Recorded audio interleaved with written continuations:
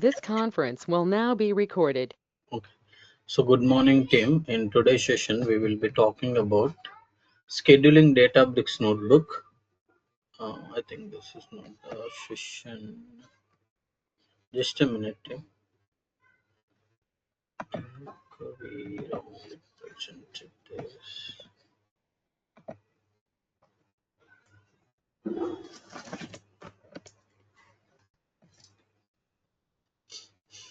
Yeah. So let me. You are able to see my screen, right? Yeah. So in today's session, we will be talking about Azure Data Factory integration with Azure Databricks team. Accessing a Databricks notebooks with input and output parameters we will be discussing in today's session. Okay, accessing a Databricks notebook with input and output parameters we will discuss. We will learn Azure Data Factory integration with Azure Databricks, mount data lake storage into in Databricks, call Databricks notebooks from ADF V2 Pipeline. Already you know, see ADF integration with Databricks means mostly in real time. We will be scheduling our Databricks notebooks from the data factory. That is what we will discuss today. Then mounting the data lake storage into in Databricks. How you can mount the data lake storage into in Databricks we already discussed. People who are attending the ADF and Fabric, you know, in Synapse we have seen how to mount it. In Fabric we have seen how to create a mount point and shortcut to access it. Call Databricks notebook from ADF version 2 pipeline. How you can able to call the notebook we will see. Configure the set variable activity in ADF we will see. Passing the parameters to the notebook from the ADF pipeline we will see. At the same time, notebook will send some output. How to read that particular notebook output we will discuss. We will configure the notebook activity in the pipeline, and then we will capture the logs from the notebook activity. We will see how to store those logs in the log table using stored procedure, and then we will be looking at how to schedule this pipeline. We will discuss required resources. These are the things we will discuss. So this is the overview diagram, team. First I will create a Databricks data lake storage into Azure keyword. So data lake storage gen 2 keys, I will store it in the keyword. Those keys will be accessed by the Databricks to connect to the data lake storage. So once we create a mount point, now I want to schedule the notebook from the data factory. I'll take a Databricks key. I'll access that key into the data factory to connect to the Databricks, and once I connected, I'll just call the notebook by passing the input parameters. So using those input parameters, Databricks notebook will read the respective folder and the data lake storage into it, do some data transformation and write the data output to the data lake storage gen 2 again. Once it has written the data back to gen 2, it takes that output and send it to the data factory.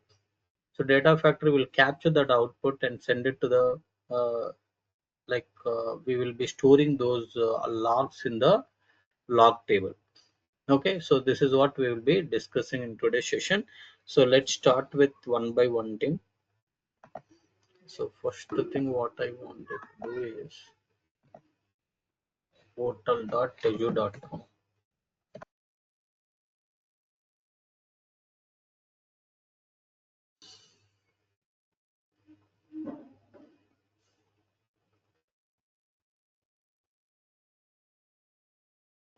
Okay, so the first thing is basically we want to go for 1 second.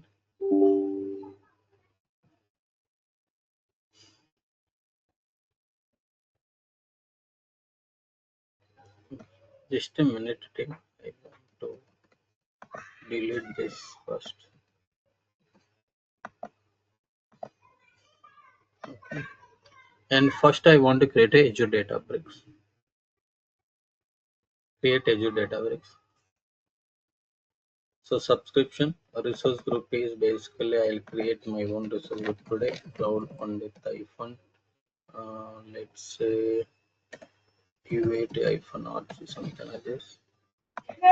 And workspace name is Cloud Pandit iPhone Dev iPhone ADB work. With this, click Review plus Creative.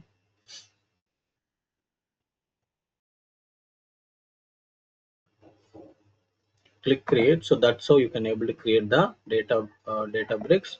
Next, we want a data lake storage Gen 2. Let me create the data lake storage Gen 2.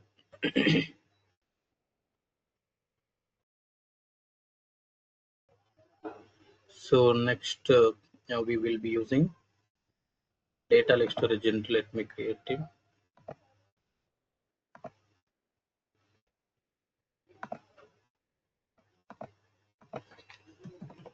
Pandit. What is this? UAT. Okay. UAT ADLS. I said. Then click Review plus. No. Click Next. Enable hierarchy namespace. Click Review plus Create.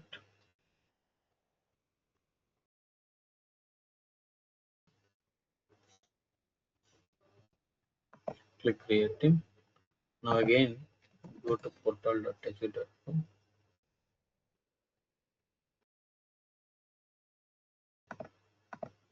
Google.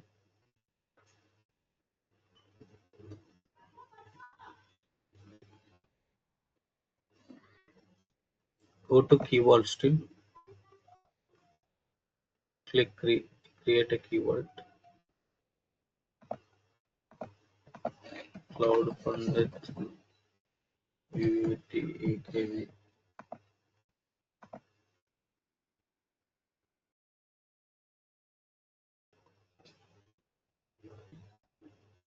Create it.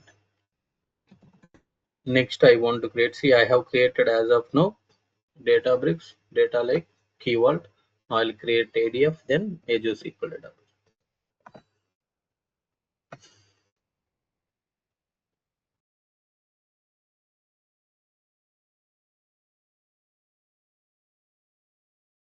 Here, what we want to create? Here, we want to create data factory. Click on data factory. Click on create data factory. So Cloud Pandit iPhone Dev iPhone ADF workspace 001 you can say.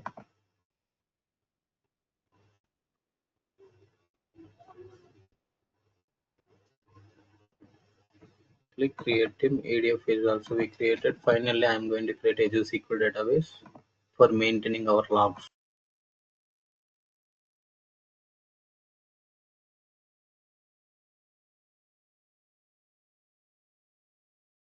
I'll go to Azure SQL database.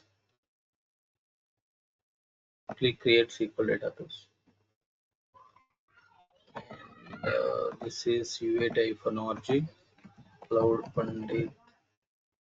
Let's say DevDB. Let's say UATDB, and the server name is UAT server 0307.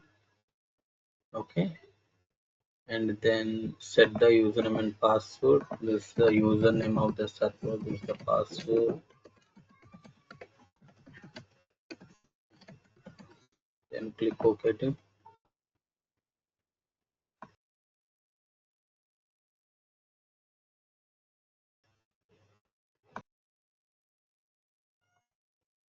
Set the size of the database, budget friendly. Click apply.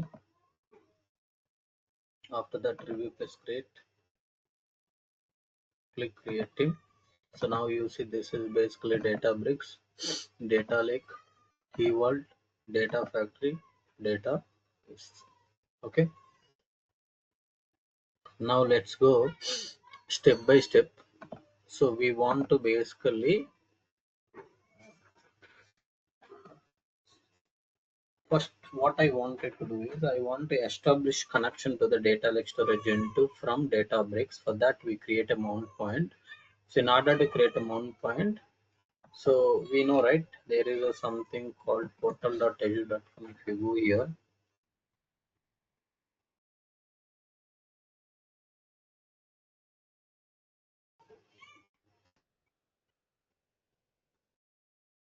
So here what we need to do is we need to go to Azure Active Directory, that is renamed as a Enter ID. So you can go to Microsoft Enter ID. Within Microsoft Enter ID you will have app registration. If you go to app registration, I have registered a lot of users, so I can use this particular user. Okay, so because normally if you use particular developer particular employee credentials, employee can leave the organization. That's why we won't use any employee credentials. Instead we use app registration.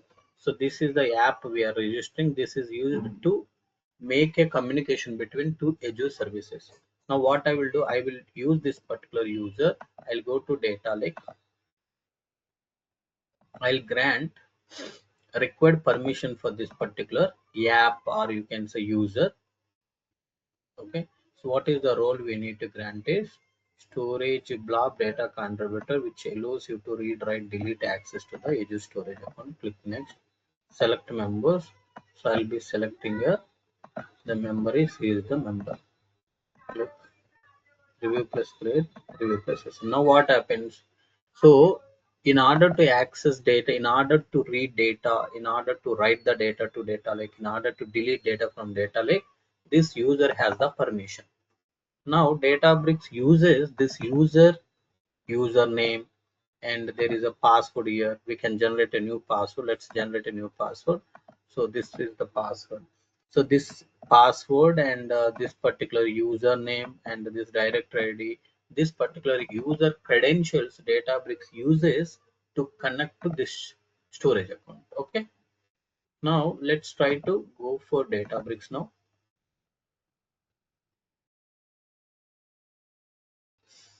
Click launch workspace. Click on this. Okay, so first thing is very careful observe. Now we have created all the services, everything is ready. Now first thing is, so in order to connect to the data lake storage gen2 from Databricks, we need a credentials, right? So in order to connect to the data lake storage gen2 from Databricks, what credentials we need, Tim?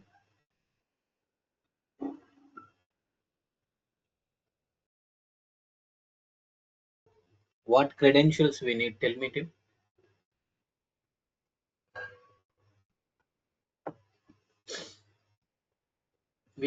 I just explained to you, The, right? Administration, the app username, registration. password, these things we need, correct? So we won't recommend you to put those credentials directly in the code, right? So that's why what we will do, we will take those keys and we will store it in the key vault. Understood? We will take those keys and we will store it in the key vault. Understood? So that's why what I will do, first I'll go to Databricks only. I'll create a cluster because cluster is important. It takes some time to create. That's why click on create compute.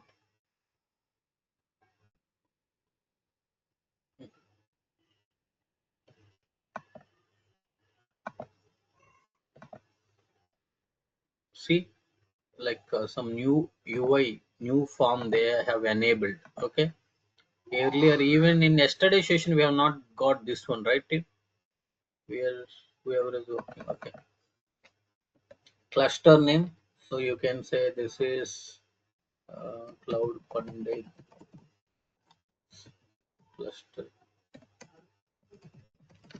Okay, unrestricted machine learning. You want to enable machine learning libraries for now? No. Databricks runtime 15.4, and I don't want auto scaling. Okay, disable not even this, we want to use a single node, right? Where is that option?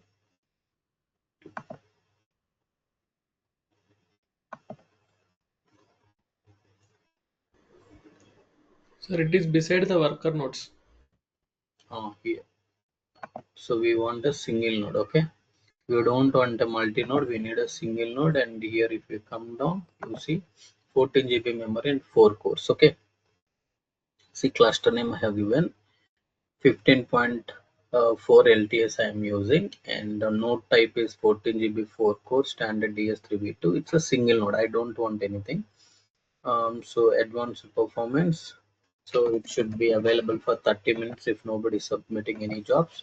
Let's make it as a 45 minutes for today.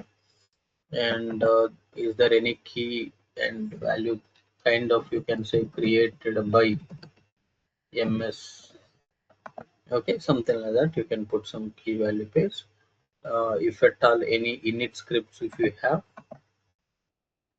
I think the init script path you can able to give here. This is he is the user, and if you click on the init script, I think init script path you can able to select here. Init script means if you have any script that you want to execute as soon as the cluster is available. Currently we don't have any such type of thing.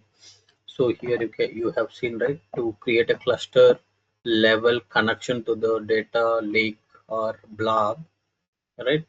Cluster level connection. We can able to put those things. Access mode, you can say single user, standard mode. With this, click on creating. Okay. Now it is created. Now what we wanted to do is, now the cluster is coming up, right? Now let's start with this diagram. Now data lake storage credentials. When I say data lake credentials, remember it's a app registration credentials, because the app is having a permission to read, write, and delete any data from data lake. Now I'll take app registration details and I'll store it in the key vault. Let's do that first. Where is a key vault? I think this is the key vault. Go to key vault. Before you store anything, any secrets in the here, it required you to grant a required permissions. Who is going to access this details? Whoever, whatever details you are adding to it. I'll say these details, whatever I am storing, key vault administrator is the rule. Who all can access is Cloud Pandit user can access through Azure Databricks. Can access through Azure.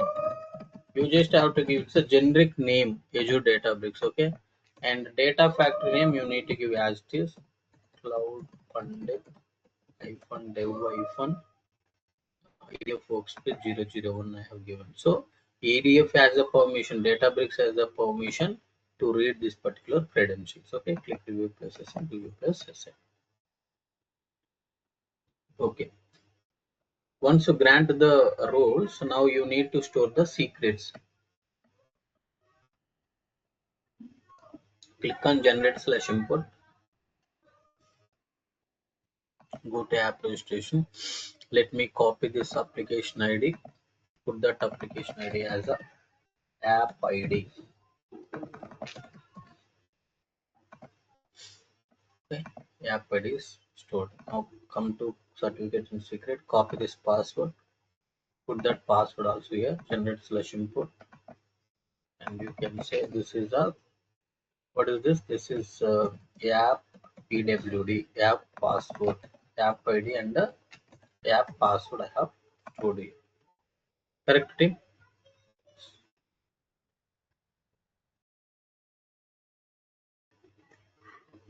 What all details is required, team? Data lake credentials we will store. Databricks token also we will keep it in the key vault. So let's store that also at the same time, so that our work, because cluster is not available to go further steps. Now go to settings. Here you will have a developer. See access token, team. Just click on manage. Generate a new token. It should be available for 90 days, but you can increase the number of days. Anything you can able to put. Okay. Now click on generate. Copy this key. Put that key also here. ADB iPhone token.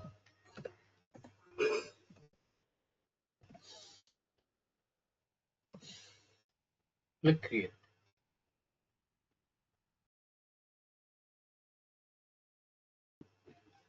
Okay, we are good now. keyword work is also completed. From Databricks, let's connect to the keyword. From Databricks, let's connect to the keyword. Okay, come here. Are you getting them what I'm doing? First step is I have created all these things. Second step is for app registration, I added to the ADLS. These app credentials I stored here. These Databricks credentials I stored within the keyword. Now I am trying to connect to the keyword from the Databricks. Connect to the keyword from the Databricks. So how we can do that? That also, in order to do that, here you need to edit cache secret slash create scope. This spellings uppercase wherever I am using uppercase, wherever I am using lowercase, those you have to be very careful of. The connection to the keyword from Databricks, the name is given as AKB connection. It should be accessible by all workspace users. Go to keyword under settings, you see properties. Value URI is nothing but a DNS name. Copy this, put that here as a DNS name. Go back again to the keyword. Take the resource ID, copy this resource ID as a here. Then click create the connection to the keyword. Okay. Once the connection to the keyword is added, now click on here, click on your notebook.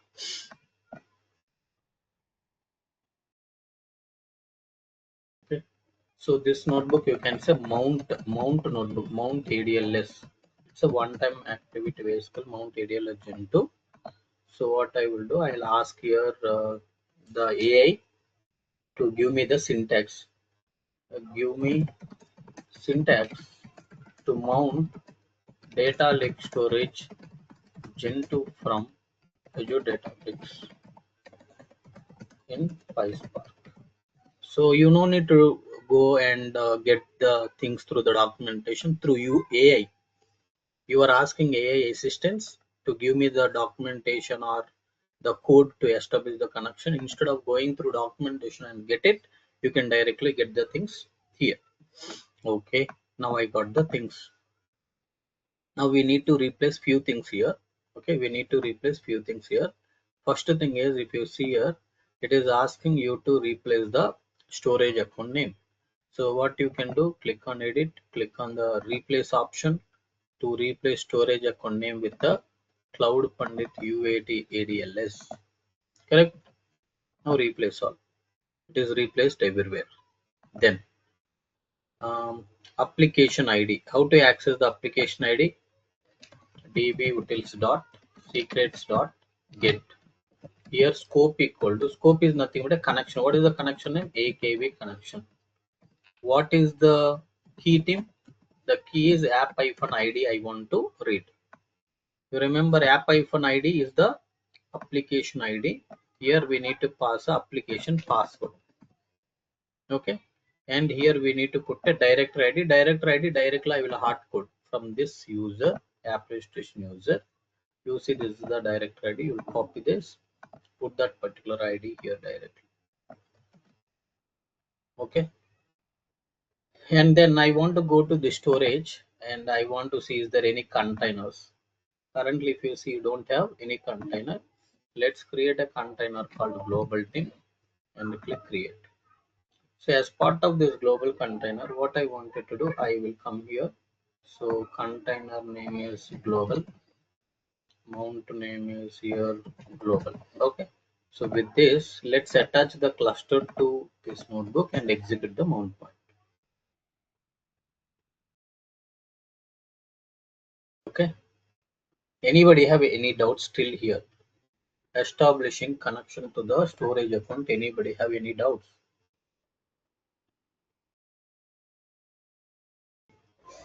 Please let No, me know if anybody have any doubts. no. Attempting to fix it. Non-supported augmented sync.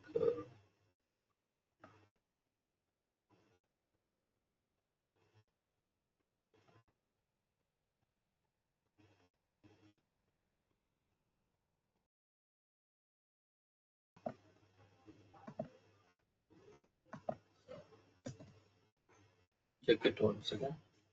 Okay, so there is a error. What you can do, you can say diagnose error. Like down, if you click, it will tell you error because the schema ABFSS is not supported. You should use ABFS instead. Here is the corrected code.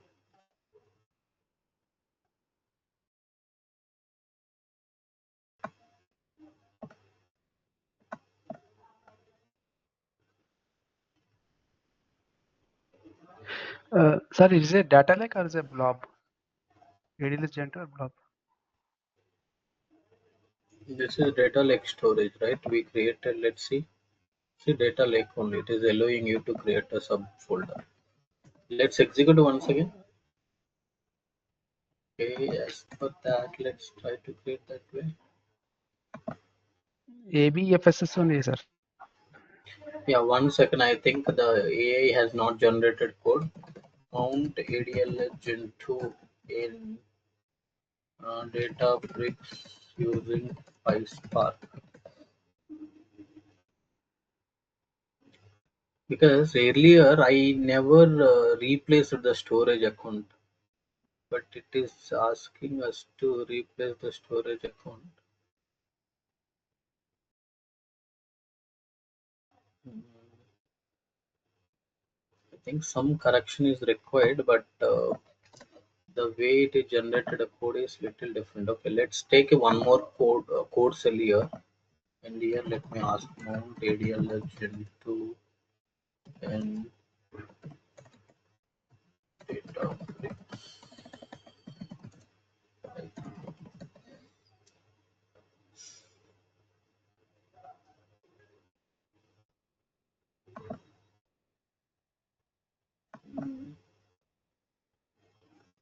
AKV connection directory. Let's try to create it here. Okay, so I think it is generating same thing. Let's go for documentation team because I feel the syntax whatever it is generated is little different. And Databricks.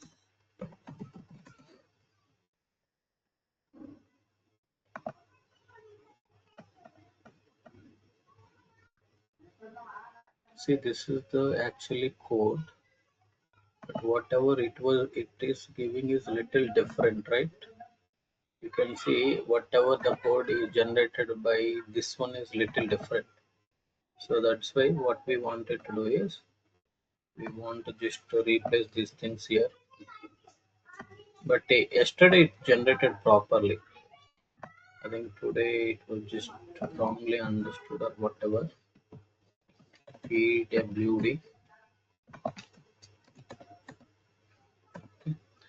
directory ID.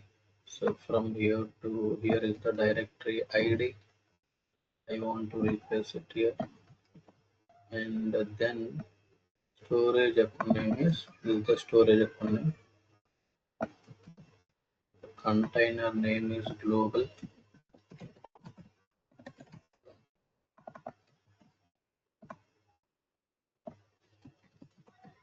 Okay, create the mount point team.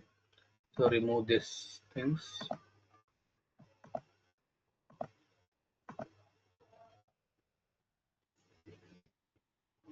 Okay, fine. Now it is creating the mount point. Okay, true. Mount point is created. dbutils.fs.mounts. So if you are seeing something called mnt/global means it is mounted our storage account because this is a fresh Databricks. It was not having any mount storages earlier. So this is showing means it is created the mount point. Okay, fine. Now I want to create in two notebooks because my earlier sessions are little different. Because in Databricks team, when I was asking how to make the notebook path dynamic, that's why to show you that I'll create a two notebooks team. So first notebook name is I'll call it as a simple. We no need to make too much complicated. Maybe you can say dim custom. Okay, customer dimension table. So already mount points, everything is available. Only thing what we need is widgets dot text. Okay. What we will send here is we will be sending the details like this. Maybe what you can say is, let's say JSON parameter. Okay, so I just put it this way, and then I'll be reading the parameter value, or let's say parameters.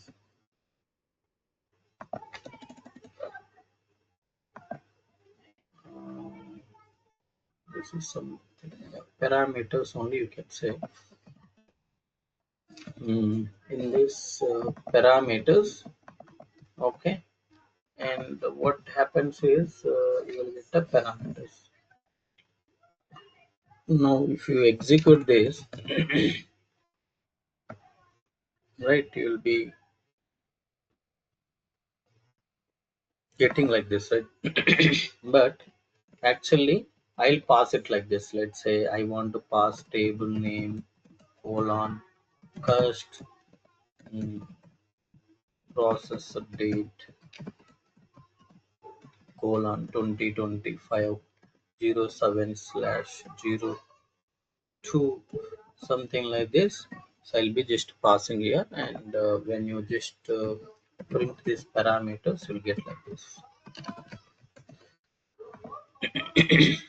Okay, so you'll be getting this parameters, something like this.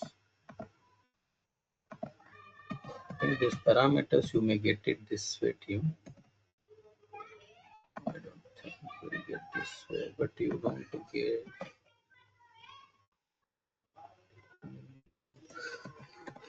Okay, so let's say you get it like this. Then what we will do is we will capture this particular information from the JSON. We want to, what we wanted to do, we want to read a path like this: mnt / global / India / landing / customer table. So in order to get the customer, what we need to do, parameters of table name. So if you say parameters of table name, it will give you the cust / parameters of process date. If you put here, that should be parameters dot process date. Now you print the source path thing. So it is saying, the reason is, I think now I got it. This is what we wanted to understand. So print a type of parameters. Type of parameters, if you ask, it is a string, but we want to convert this into the Python dictionary thing. Python dictionary. So how the Python dictionary works, I have explained to both the teams. So if you give this is the key, you will get a value. So to convert this string to dictionary, I'm just using JSON dot load loads parameters. Let's say this will give you the dictionary. Let's say dictionary print d and print type of d. See, it is now coming as a dictionary. This is also the type is dictionary, right? Now what you can do, now you can say simply d of table name, d of process date, because d is nothing but a dictionary. Now you see, this is the key, this is the value, this is the key, this is the value. Now I have used this d is nothing but a dictionary. So d of key means d of, in this entire dictionary, d of table name means it will return the cust. D of process date means it returns this process date. So finally I got the path. Correct. Very similarly, I'll also form the target path. The target path, how it will look like? Target underscore path equal to, okay. Maybe you can just put same thing, you change it to target. Here instead of landing, you can call it as a staging, and you can just print the target path, how it will look like. Target underscore path, it will look like this. Okay, now what I wanted to do, in order to read the things, I need a data in this particular location. I'll go to storage account. I'll create the folder structure like this. Okay. I'll also create one I'll also create a 3. Now if you see India folder, under that landing folder, under that cust folder, year folder, month folder, 1, 2, 3, 3 days of data I'm uploading. 01, I'll upload a day1.csv files.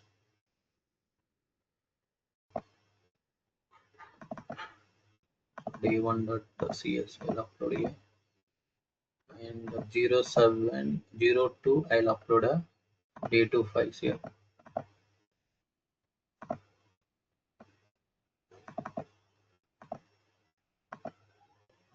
And then maybe I'll upload a day3 dots. This one, just upload this. Okay, fine, perfect. Okay, now you have everything ready, Tim. Now you see I am reading a data using this path df equal to spark.read format of csv option header comma true. So info schema is, yeah, you can use, it's a small data only. Info schema also you can use because it's a small data, not an issue. Display of df, Tim.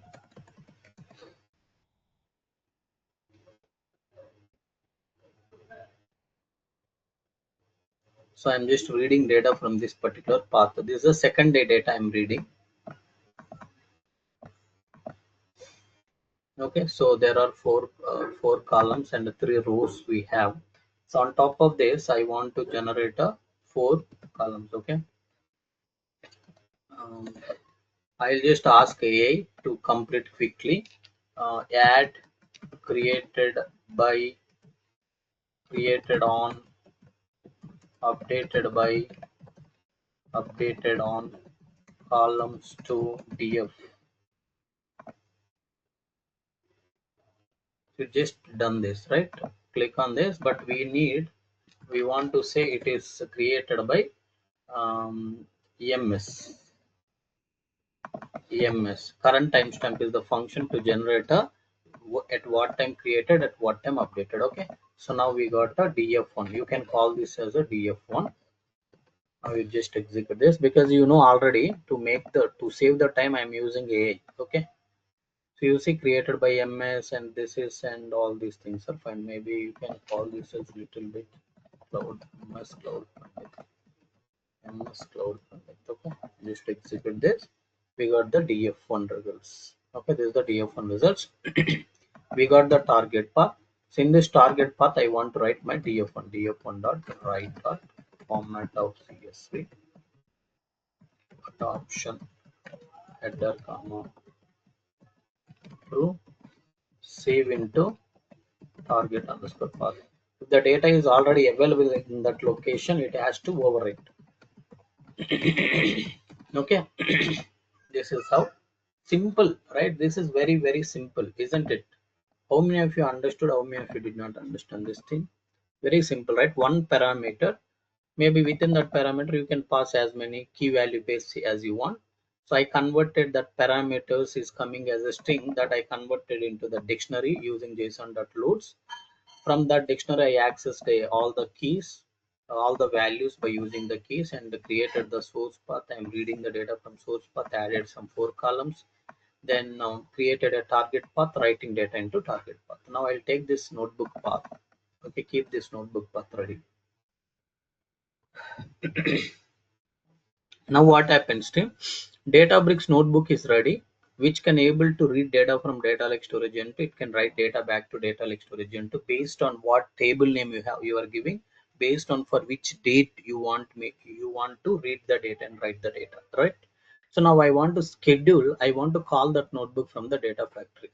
So I'll go to data factory now.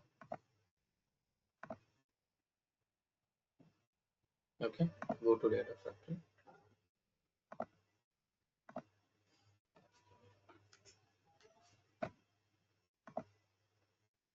Look at this diagram, don't confuse. Okay, I just developed some code which reads the data from the data lake. It writes the data back to data lake based on the input parameters, correct? Now I'll first go to manage tab here in data factory. So there is a linked service which we will use to connect to the Databricks. Click on new. So go to compute, you see Azure Databricks. Click on Azure Databricks. Now I am establishing a connection to Azure Databricks. Subscription is this. Databricks workspace is this. And we want to use the existing cluster. I don't want to create a new job cluster. New job cluster means every time when you are running a job, it will create the cluster, it runs the job, it will terminate the cluster automatically. But I don't want that. I want to use my existing interactive cluster. Token already I have stored in the key vault. I'll go to key vault. First I'll establish connection to the key vault. Click on new connection. This is the LS4 AKV. Subscription is this, key vault is this. So it's a system ascent managed identity because directly I added this data factory name within the key vault. So within the key vault, if you remember key vault permissions, when I have granted here, I directly have given Azure Databricks, Cloud Pandit, -dev ADF workspace 001 and my username. So that's why as I have used, see, managed identity name. This is the name I have directly added in key vault. That's why without entering any credentials, we can connect. Next, secret ADB token we want to use. Once the token is used, it will load the all resources that are available in that particular workspace. We want to use this Cloud Pandit's cluster. Test connection now. So I am showing once again connection name, subscription. This is a workspace. I said I have existing cluster. I have chosen my token from key vault. So this is the existing cluster I have chosen. Connection is successful. Now you publish these two connections. Connections, you can save it for safe side. Now come to author tab. So within this author tab, see here, manage tab for creating a connections, monitor tab to monitor the pipeline runs, author tab to create a pipelines and all. Now I am clicking on this pipelines, click on new pipeline. Within this pipeline, okay, you see something called notebook. So directly you can call the notebooks. Okay, these are Databricks notebooks. So subscription is the connection name we have given. Come to settings. Here earlier I used to hard code this particular uh, hard code the notebook path. But now I'm not going to hard code. I'm going to parameterize it. Okay, I will pass it dynamically the path. How to do that? For that I'll go to database. I'll go to set server firewall. First I will enable the my IP and Azure services to connect to this particular database.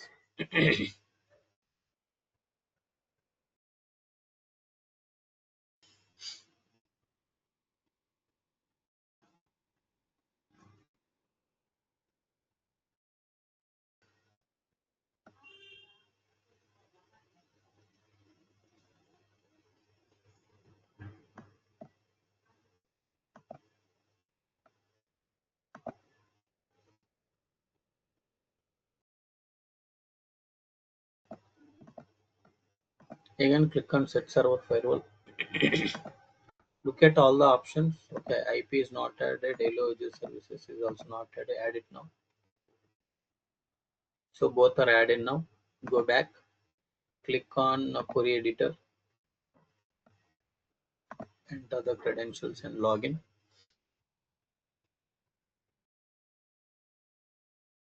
Once you log in, here careful observe, I am creating one table, create table. This I will say, this is my notebook config. The table name is notebook config, ID is int. I am saying notebook path. Notebook path is varchar of 255 and NB params. NB params is varchar of 1000. Okay, so simple. I'm creating a simple notebook config. I'm inserting the values. I have currently only one notebook. That notebook path I'll keep it here. How to put that notebook path? Keep the cursor here. Copy this particular path here and put that particular path here. Then here the parameters. We discussed, right? Table name first and process date what we have given to him, the parameter name is process date, right? Process date only. So process date is, I'm saying here 2025. So basically process date, this parameter, you can also generate process date if something is dynamically changing. Those things, instead of hard coding like this, maybe what we do is we will generate those things within the notebook. But just to show you, this can be parameterized like this, 0701. Okay, clear team? Run this. Syntax is failed. Okay. Close the parenthesis. Are you created? Okay, done. Come here, come to here. Now what I will be doing is, instead of this, first, instead of directly using lookup activity, now I will be using a directly using the notebook activity. I'll use a lookup activity.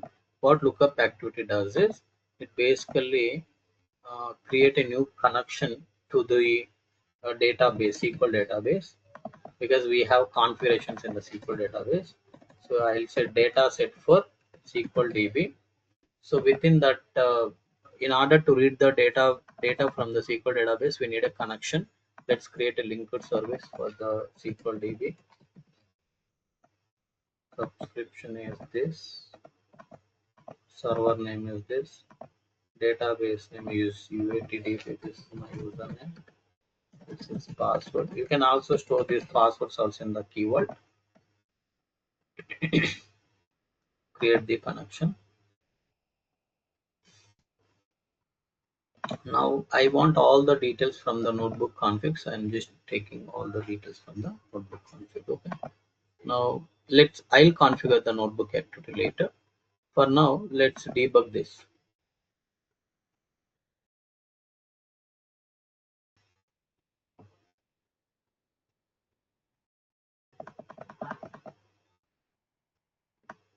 Okay.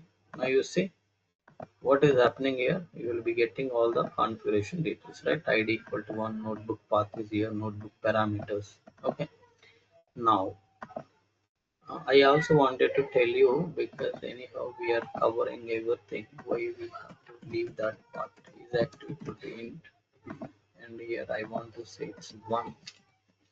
I want to say this as a, just a minute. I want to tell you something also. Let's say dim product, and let's say table name is product. Okay, maybe this parameter will be little different. It can be keys. A key is product ID, so they can pass anything for that notebook, but this is inactive currently. Let's imagine I'm just dropping this particular table, drop table notebook config. I'm recreating the table with the new schema. What I have added, so is active or not. Currently second row is inactive. I'm saying second row is inactive because we don't want to execute this, but we want to execute only this. How you can do that? Come to data factory. In this, instead of selecting table, here we will be firing a query. Select star from notebook config where is active equal to 1, meaning we will be taking only the active records from the configuration table.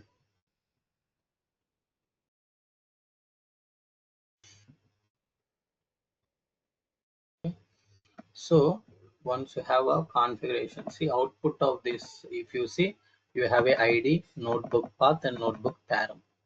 So you want to take these three details, like this entire data you want to take. Currently, even if you have a multiple rows, it will give you only one row. The reason is we have here option called first row only. You have checked it, but tomorrow I may get a multiple rows. I want everything. That's why I unchecked it. And now I am asking what is the lookup output. Tomorrow, let's say if you have a multiple notebooks with the active status, then you may get everything, right? So you will get the like this value within this array. This is a one item. If you have a second item active, you will have a comma, here comma, again it will be there. Okay.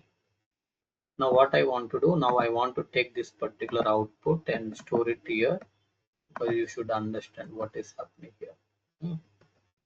Now I want to take, so what we want him, we want now from this we want a 1, or we want this. See, if you want 1, you need to say output dot count. If you want this, you need to say output dot value. So what do you want, Tim? Output dot count you want, or output dot value you want? Output dot value. Output dot value. So this output dot value you need to pass it to the for each, so that for each will iterate through this list.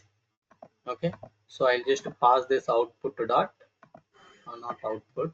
Here we'll have a output. If you come down, see lookup value array, click on that, it will give you output dot value. Now you go inside for each notebook. Now what happens, I'll use a notebook activity here. Now what happens, only connection is same, but here the notebook path is going to come from the for each item dot.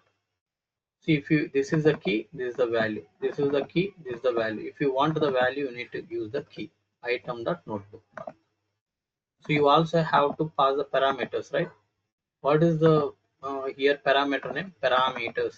The key is parameters. With this you give here also parameters, and here you pass item dot, what do you want to pass? Notebook param.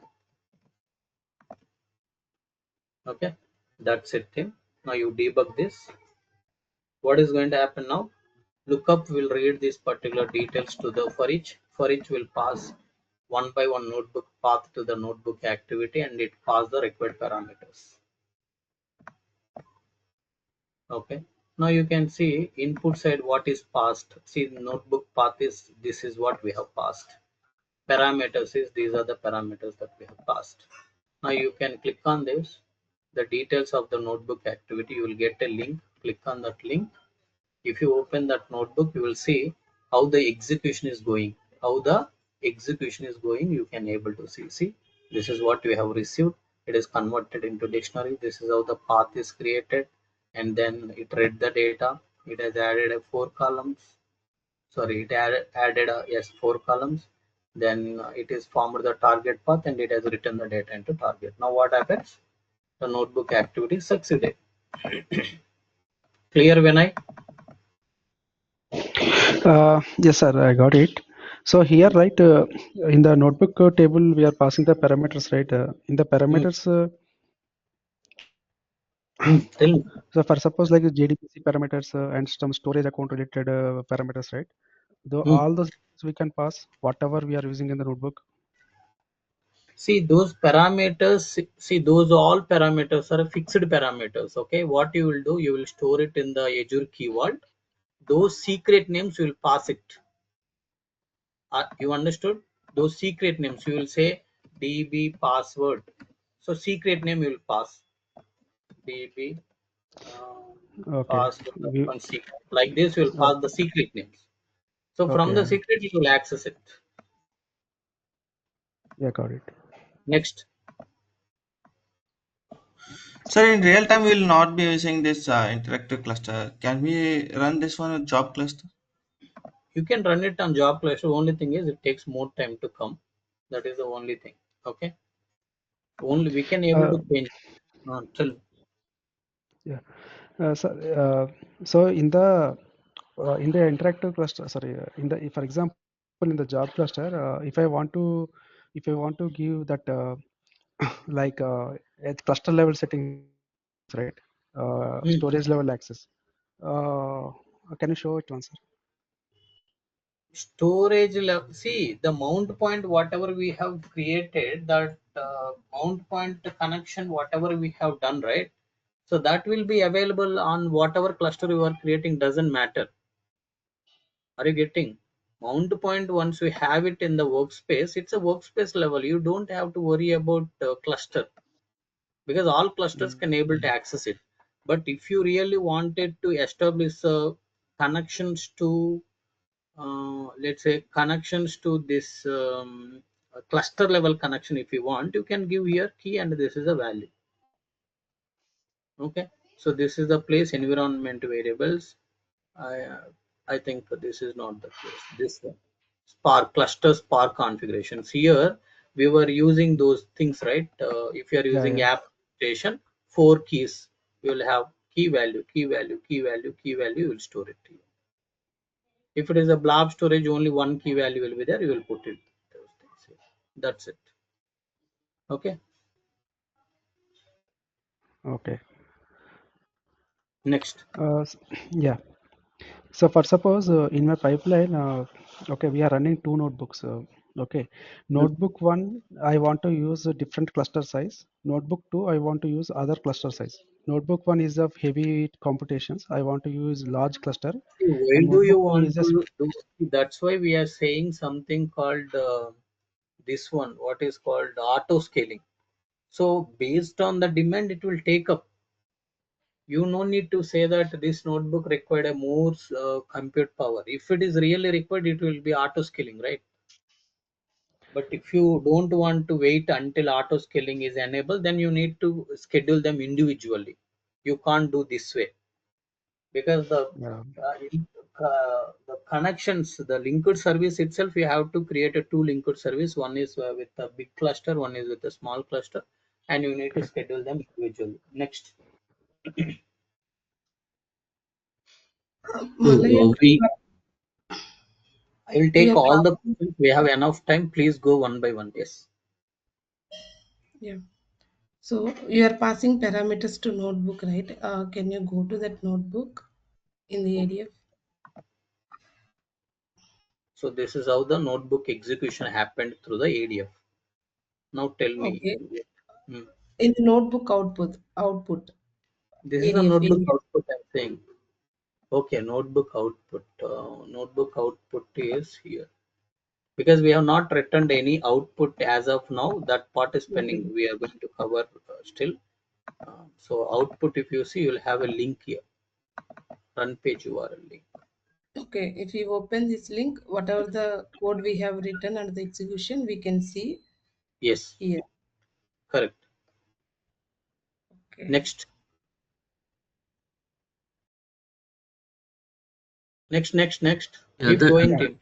log we have created in the SQL, right, for logging. We also Logging we have not started. Hold on. This is just a configuration to pass this notebook and parameters. Log table I have to create, and I have to show you how to return the output from this notebook to the data factory activity.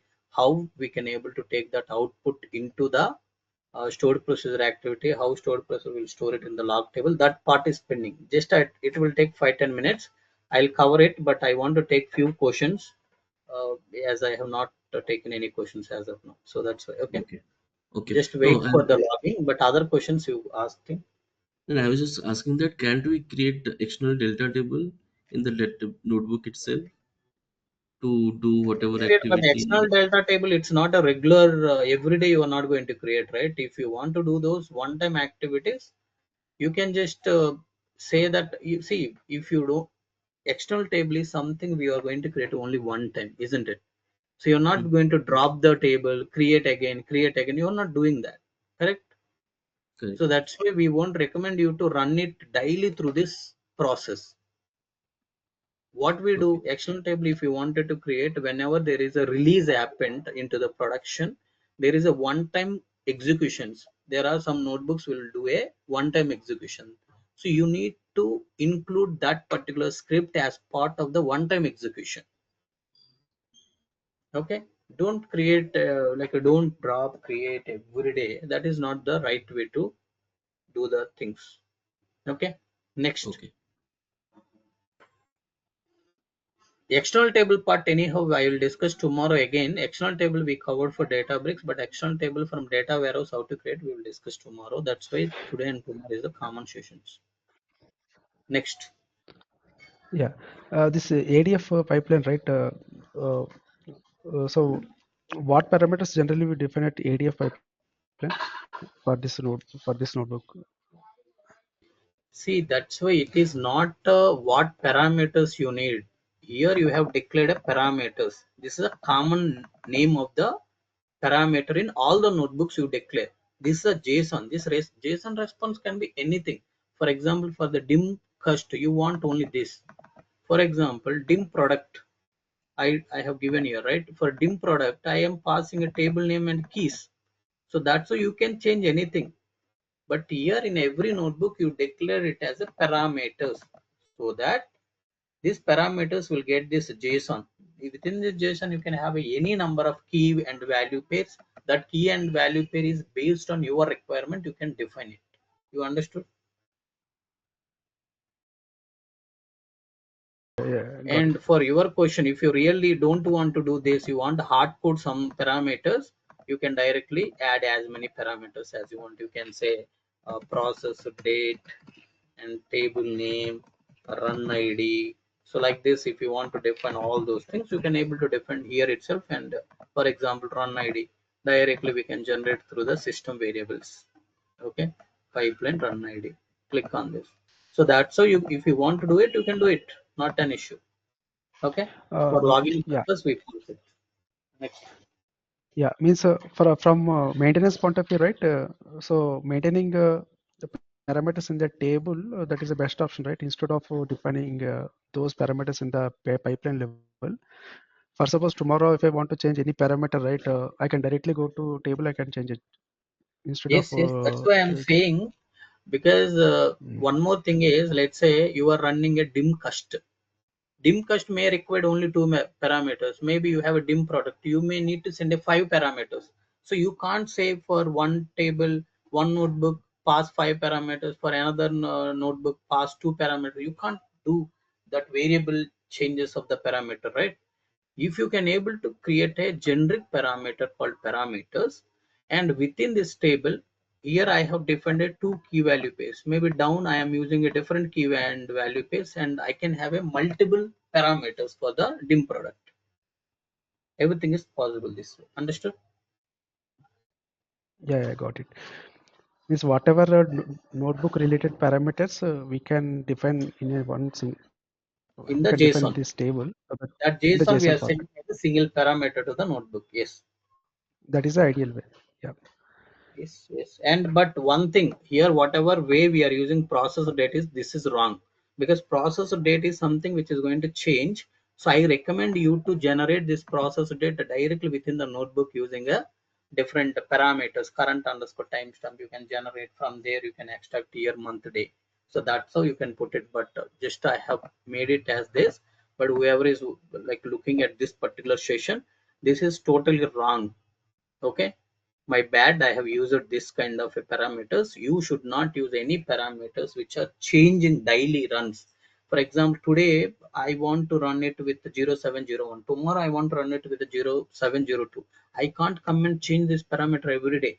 But if you see, this table name is fixed, these keys are fixed all the time. But whenever really there is a change, I can come and update, because it's not a frequent update, right?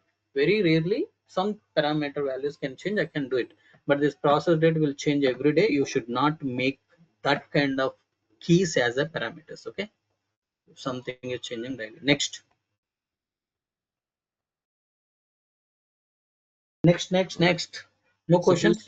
history load we want to do, some date range will be there from first of Data. May to date. So okay, Mm, yes. that So in that case, what you, yeah, in that case, what you can do is, yeah. if you want to put some kind of let's say time range, right? You can put a here lower bound and upper bound. Okay, lower bound and upper bound, you can parameterize it here. And your notebook should check whether lower bound and upper bound is empty. If it is empty, means generate a today date and process for today. If lower date and upper date is not empty, it is having some value, then you generate a dates between the lower bound value and upper bound value and iterate through those dates and process for every day between those two dates. Okay, Okay. done. Next. Sir, can you please go to the table, Mm, notebook table? Yeah. The path, right? Workspace users Cloud Pandit and slash dimcast. mm. Here we need to mention only the base parameter, right? That the dimcast is the notebook name. Dimcast name we can hardcode in the notebook activity level. That also we can do it, right? This much you want to hard code there, and this much you want to put it here. No, no, Let's no. say tomorrow you want I to want basically to table I want to names. remove dimcast. Yeah, from here, and I One want to hard code in the notebook activity. notebook activity. How you will hard code in the notebook activity? Using concat, we can concat, right? Output of this lookup file plus dimcast. No, you need to pass the dimcast. From where you will pass? See, you are saying this you will pass it. You are saying this you will pass it dynamically. This will pass. Yeah, this value I will keep in the table, and dimcast I will hard code in the activity level. No, you are talking wrongly. Okay. Okay. Dimcast should be parameterized. This you can hard code it in the notebook because this is a common part. This will be iterated when you are passing a when you want to call a dimcast notebook, you will be passing dimcast and you will be concatenating with this. Okay. Again, dim product notebook, when you want to call this, you want a you are already hard coded, you want to concatenate this notebook path and call the different notebook. So this should be customized, not the Yeah, this one. got it.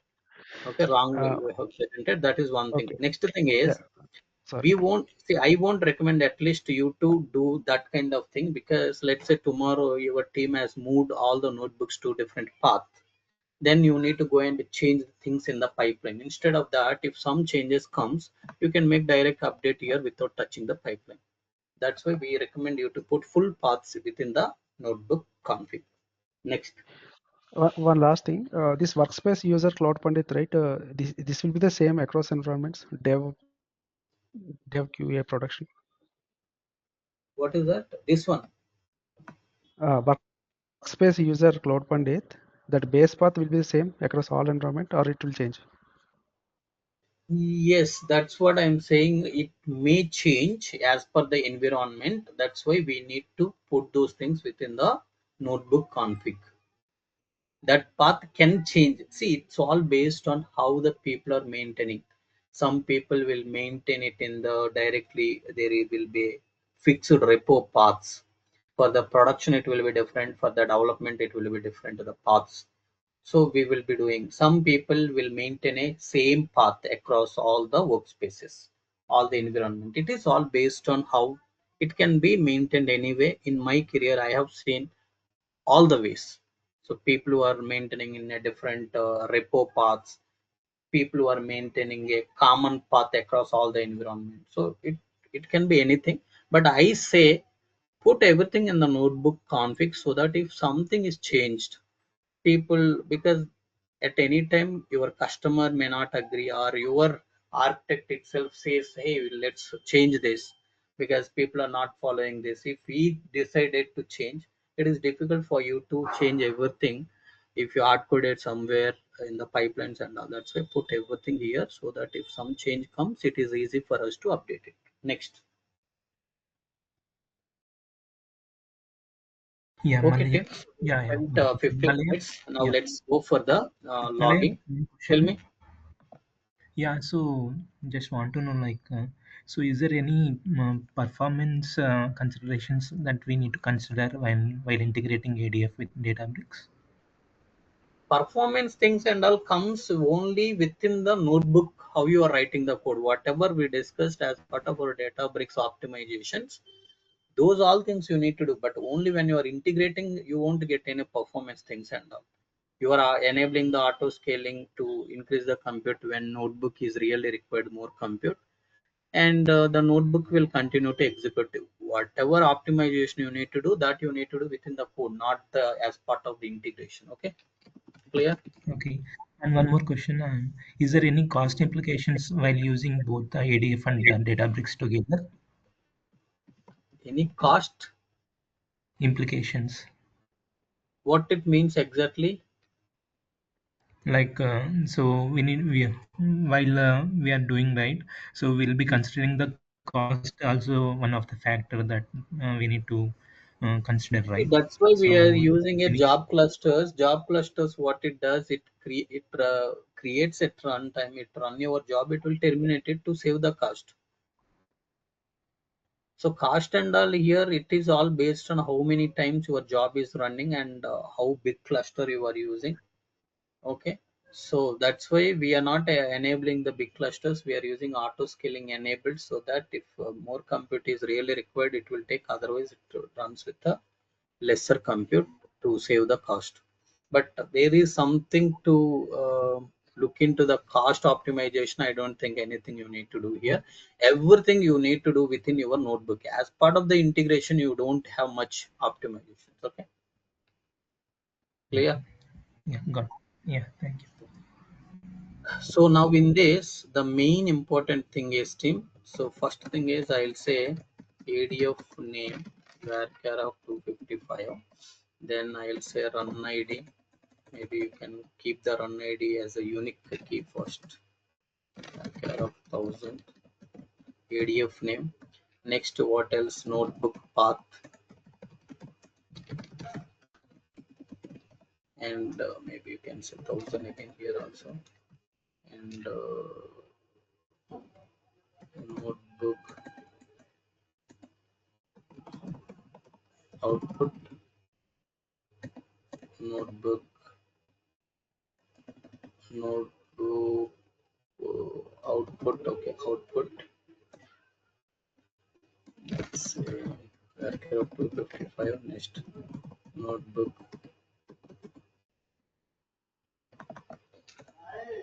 return value, you can say, or you can say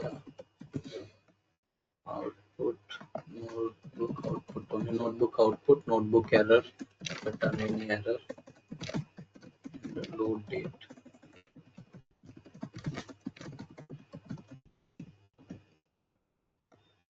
Okay, you are creating this table, and then what you need to really see here is you need to create one stored procedure, create a proc team. So this is the proc name is notebook logging underscore USP as begin. In between you will be writing one insert statement. Let's minimize a little bit here.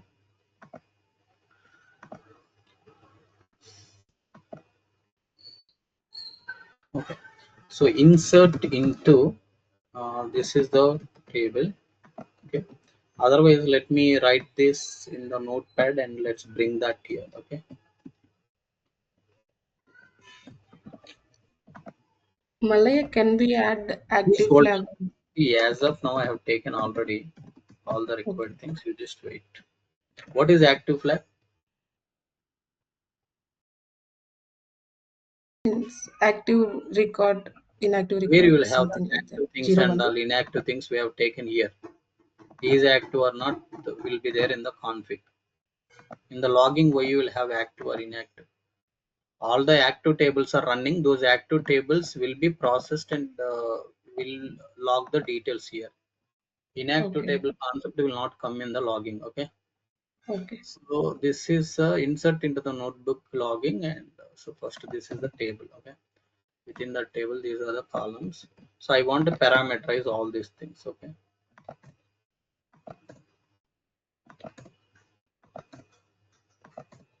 so to make a parameters you need to use at the rate here. Okay, just use at the rate. Now these parameter values, the stored procedure will get a run ID that I'll pass it here. ADF name will get a put, I'll pass it here. Notebook path,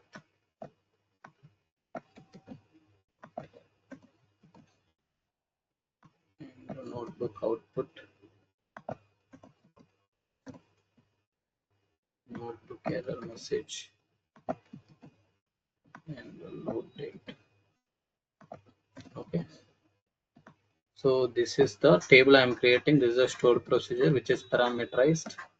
So what we will be doing is now we will be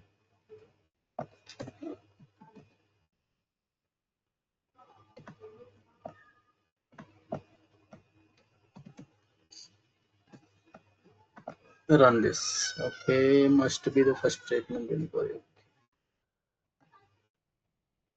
First you create the table team.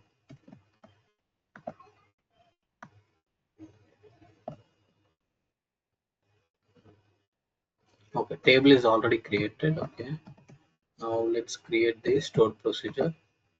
Okay, stored procedure also create. Okay, now come to here. Now I want to show you something, that is, if you go to the notebook, right, I want to add some return value. The return value is something like this. How to return the value? We discussed for both the teams. How to return, team? dbuters dot notebook dot exit. Notebook.exit. Even in the fabric also we have seen notebook utilities dot notebook dot exit. Okay, so I'll say dimcast is dimcast status is success, and then I want to give you number of records, df1 dot count.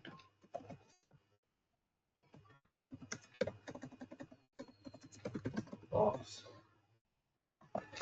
Records written is records written is this. Okay, so now I want to execute once again without logging. I want to show you few things.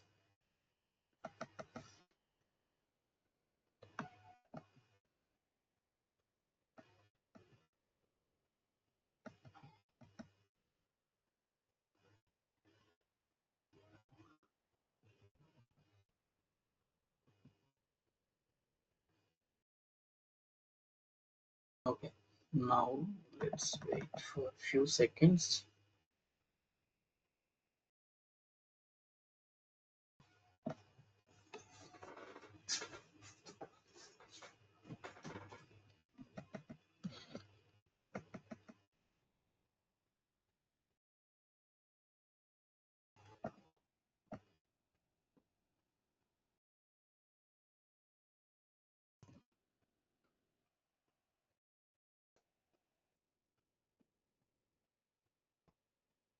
Okay, so very good, it got failed successfully.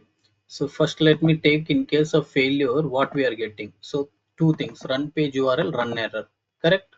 So let's take this much information, put it in the failure case. Okay, now let's understand why it got failed. See, what information we need from this is run page URL and run error, because run page URL will have the URL whenever we want to go back and see how the execution, you can, it will be helpful. And what is the error, it will be helpful if you click on this.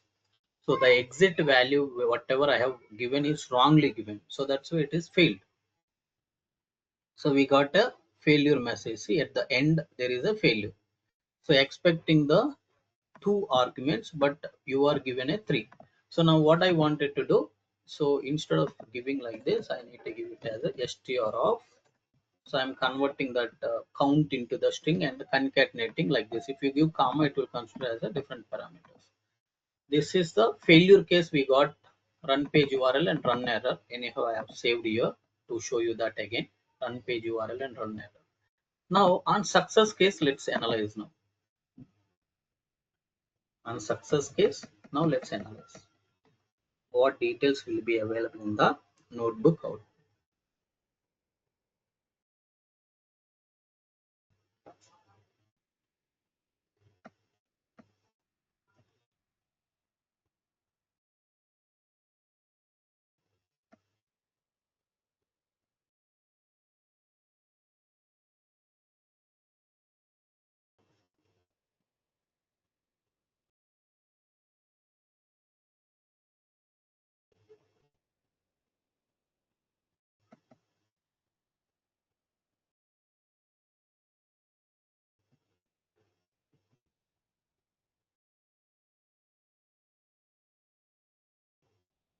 Okay, so let's say on success case, run a page URL and run output. Okay, so these details will be available in case of the success case.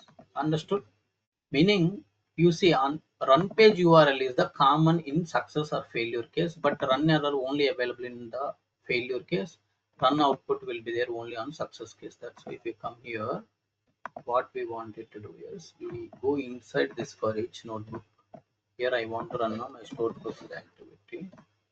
So here, okay, already we created a connection to the SQL database to read the data, the configuration details, notebook config. use that linked service, the stored procedure will be displayed.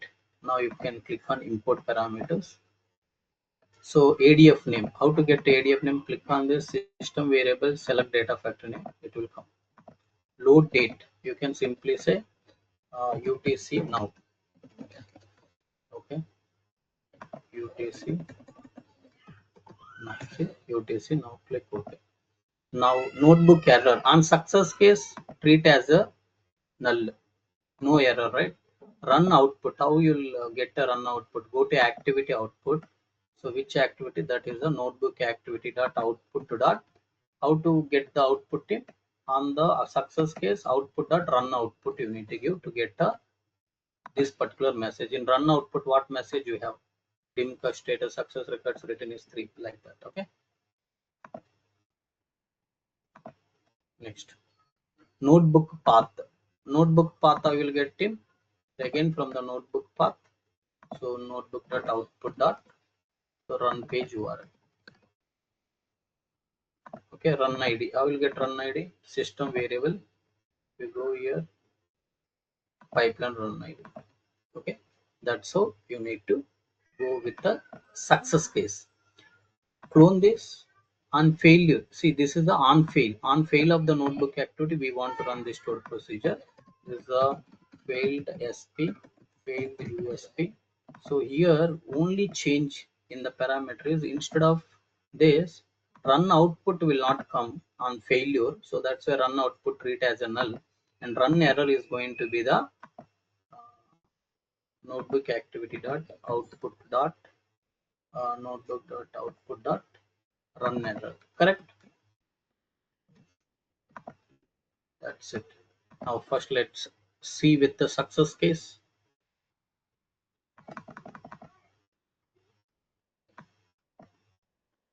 Are you all clear or not? Firstly,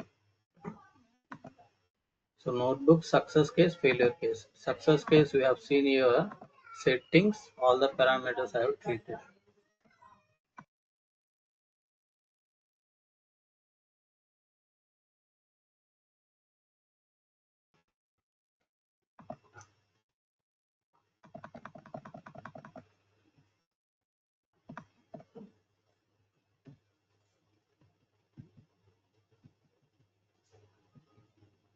So look up, read the configurations given to the for each.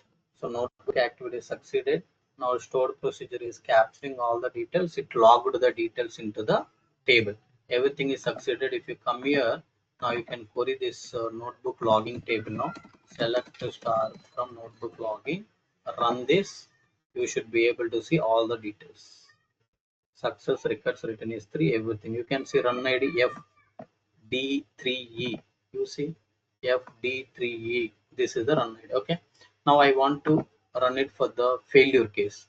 Failure case means I am giving TGT underscore TGT1 underscore path. This path itself not available. It will fail. Now it will just debug this.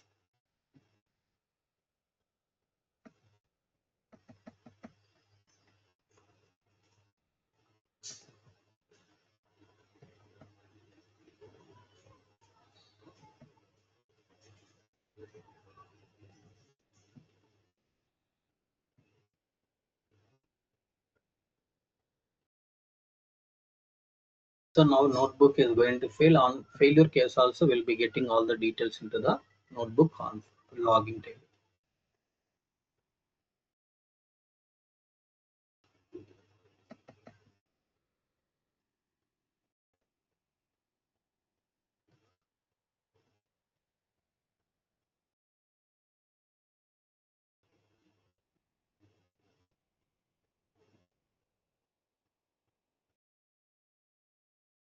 It is failed now.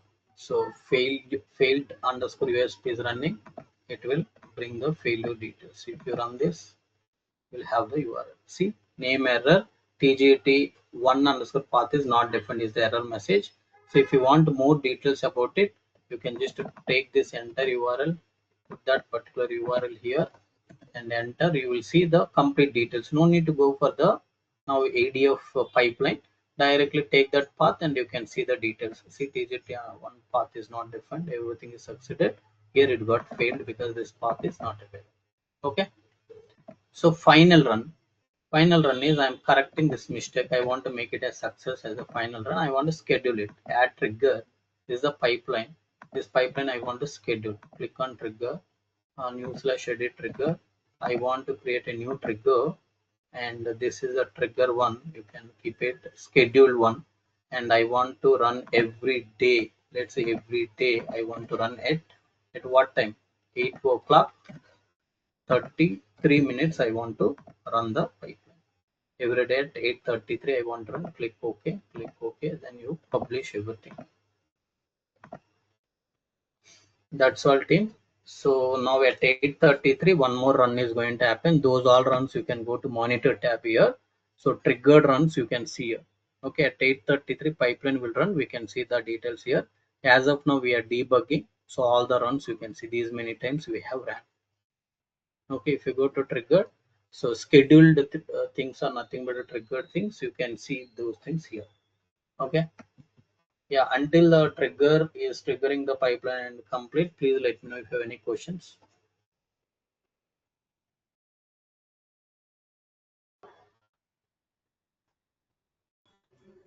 Please let me know, team, if you have any questions.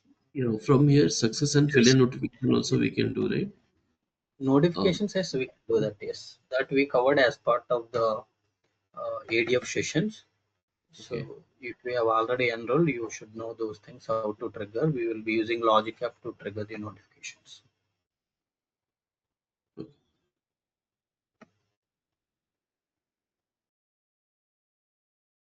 Next.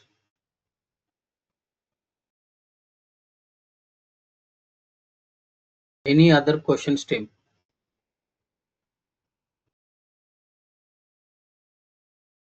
Now time is 8:33. So pipeline 1 is started running. It will run. Okay, schedule 1 is also running. Pipeline start running at the scheduled time. Okay. Tell me, team, anybody have any questions? Okay. Yeah, hello. No questions? Hmm. Yes, yes. Tell me, Vinay. Yeah, yeah. If you have two notebook activities, okay, notebook one and notebook two, and at the end I want to capture the on success and on failure, how to do that? Here you're showing one notebook activity, right? Hmm. We have two notebook activities, means Hmm. one after the other. Hmm. So If you in have that one of case, how to? another, now Yeah, why you notebook will one. have see first thing is why you will have a one after the another. I'll tell you that is easy only. But why you will have a one after the another two notebook activities? If you have a two notebook activities, how you will pass these things dynamically? One path you will be passing to the two notebook activities, that won't work. Okay, so generally if your case you will have a like this, right? So when you have like this, if you want to capture the logs on success of each of this individually, then you will be keeping like this. On this success you will be running again. What you will do, you take a clone of this, you have to run on success of this also. You will be running like this, same activity you will run two times, on success Yeah. of this, on success of this. Okay, got it. Yeah. Next, any other questions? So it is succeeded. Final call, team. Anybody have any questions?